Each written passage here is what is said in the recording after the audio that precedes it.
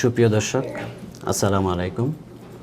দেশে এবং বিদেশে যে যেখানে যে অবস্থায় বসে বাংলা ভিউ দেখছেন, সবাইকে প্রীতি এবং শুভেচ্ছা জানিয়ে শুরু করছি বাংলা ভিউর নিয়মিত আয়োজন এবং আপনাদের প্রিয় অনুষ্ঠান FM মেথড ইংলিশ আওয়ার। নিয়মিত এই আয়োজনের একজন অনিয়মিত উপস্থাপক হিসাবে আমি মিজান মুন্না আপনাদের সাথে আছি। সুপ্রিয় দর্শক, আপনারা জানেন আমরা এই অনুষ্ঠানের মাধ্যমে FM মেথডের সাহায্যে কীভাবে ঘরে বসে বাংলা ভাষাকে মাধ্যম ধরে, বাংলা বাক্যের শেষ শব্দ ধরে ইংরেজিতে সহজে কথা বলতে পারেন, এই পদ্ধতিগুলো আমরা উপস্থাপন করে থাকি। পাশাপাশি আমরা অতিথি হিসেবেও আমন্ত্রণ জানিয়ে থাকি সিলেটের বিভিন্ন স্কুল, কলেজ কিংবা মাদ্রাসার শিক্ষার্থীবৃন্দকে এবং ইংরেজি ভাষা শিক্ষার সাথে সম্পৃক্ত বিভিন্ন ব্যক্তিবর্গকে, এবং জানার চেষ্টা করি বাংলাদেশে ইংরেজি ভাষার বিভিন্ন সমস্যা এবং সম্ভাবনার কথা।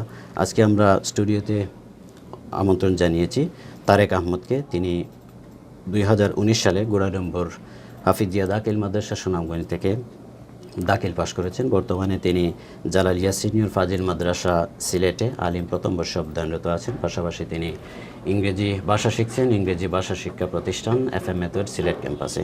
তারেক, আপনাকে স্বাগতম আমাদের আজকের এই অনুষ্ঠানে। ধন্যবাদ স্যার, আপনাকে। ওকে, আমি আপনার সাথে FM মেথডের সাহায্যে কিছু বাক্য গঠন করার চেষ্টা করব। দর্শক, তার আগে জানিয়ে রাখি FM মেথড হচ্ছে বাংলা ভাষাভাষী মানুষের জন্য ইংরেজি শিক্ষার সবচেয়ে সহজতম পদ্ধতি। আপনারা ইতিমধ্যেই জেনেছেন যে FM মেথড কাজ করে বাংলা বাক্যের শেষের শব্দের উপর ভিত্তি করে।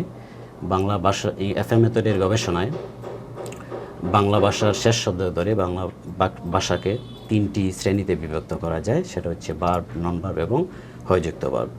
আজকে আমরা FM মেথডের সাহায্যে কীভাবে ইম্পারেটিভ সেন্টেন্স তৈরি করা যায় সেটা আমরা একটু দেখব।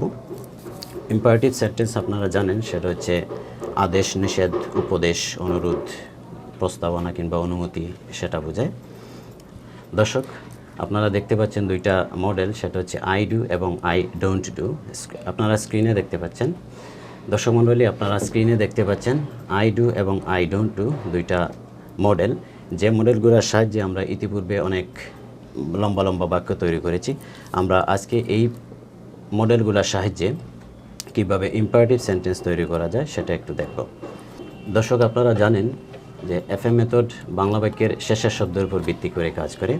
শেষের শব্দ যদি ভার্ব হয় তাহলে ব্র্যাকেটে যে ডুটা আছে সেই ডুতে বসিয়ে দিতে হয় এবং সাবজেক্ট যে আছে তাকে আমরা আয়ের ভিতরে বসিয়ে দিই, তখনই একটা সেন্টেন্স তৈরি হয়ে যায়।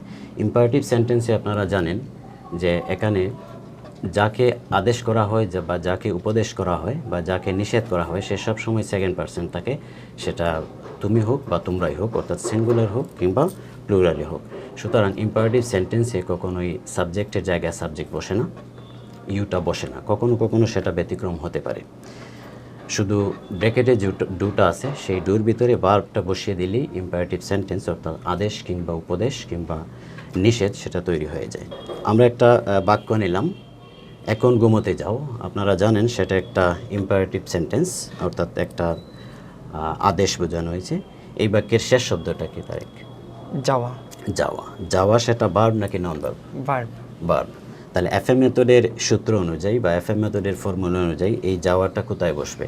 আইয়ের জায়গায় না ডুর জায়গায়? ডুয়ের জায়গায়। ডুয়ের জায়গায়। যেহেতু একটা ইম্পারেটিভ সেন্টেন্স, সুতরাং আইয়ের জায়গায় এটা উজ্জ্ব থাকবে, অর্থাৎ সাবজেক্ট যে ইউ আছে সেটা উজ্জ্ব থাকবে। জি স্যার। তাইলে আমরা ডুর জায়গায় যদি গ বসিয়ে দেই তাইলে গ, আর বাকি থাকলো ঘুমোতে, তাইলে কি হয়ে গেল? Go to sit. Go to to sleep. Sleep. Okay, আর বাকি আছে এখন মানে নাও। তাহলে পুরো সেন্টেন্সটা কি দাঁড়ালো? Go to sleep now. Go to sleep now. Sleep now. Okay, আমরা আরেকটা সেন্টেন্স দেখতে পাচ্ছি, আমাকে এক গ্লাস পানি দাও। আমি যদি আপনাকে জিজ্ঞেস করি যে এই বাক্যের শেষ শব্দটা কি? দাও। দাও। দাও এটা ভার্ব নাকি নন ভার্ব? ভার্ব। ভার্ব। তাহলে FM মেথডের সূত্র অনুযায়ী দাওটা কোথায় বসবে? আইয়ের স্থলে বসবে না ডুর স্থলে বসবে? ডুয়ের স্থলে। ডুর স্থলে বসবে। সো আপনি জানেন আমাকে এক গ্লাস পানি দাও, সেটা একটা অর্ডার। জি, তো এই বাক্যের শেষ শব্দটা কি? দাও। দাও এটা ভার্ব নাকি নন ভার্ব? ভার্ব। ভার্ব। তাইলে ডুর ভিতরে কি বসবে? দেওয়া বসবে। গিভ। দেওয়া, গিভ। জি। ওকে, তাহলে আমি যদি ডোর ভিতরে গিভটা বসিয়ে দিই তাহলে আইটা উজ্জ্ব থাকবে। উজ্জ্ব থাকবে। জি, তাহলে স্যার। কি হয়ে গেল? গিভ। গিভ। আমাকে বলা হয়েছে তাইলে give me. Give me. Give me. পানি, এক গ্লাস পানি মানে a glass of water. Water. তাহলে পুরো সেন্টেন্সটা কি দাঁড়ালো? Give me a glass of water. Give me a Glass of glass water. Of water. Okay, ধন্যবাদ। আরেকটা সেন্টেন্স আমরা দেখতে পাচ্ছি, অযথা সময় নষ্ট করো না। অযথা সময় নষ্ট করে সময় নষ্ট করো না। এই বাক্যের শেষ শব্দটা কি? নষ্ট করে নষ্ট করে। এটা হাবোধকতা না নাবোধকতা? নাবোধকতা। নাবোধকতা। তাইলে আমরা প্রথম যে মডেলটা আছে সেটা সাহায্যে করব, না সেকেন্ড যে মডেলটা আছে সেটা সাহায্যে? Second model. সেকেন্ড মডেলের সাহায্যে। তাহলে প্রথমে আছে ডোন্ট, তারপর যে ব্র্যাকেটে ডুটা আছে এই ডুর ভিতরে কি বসবে? নষ্ট করা। নষ্ট করা। নষ্ট করা হচ্ছে লাস্ট ওয়ার্ড, সুতরাং ডুর ভিতরে বসবে ওয়াস্ট। ওয়াস্ট। ওকে, তাহলে কি হয়ে গেল? Don't Don't waste.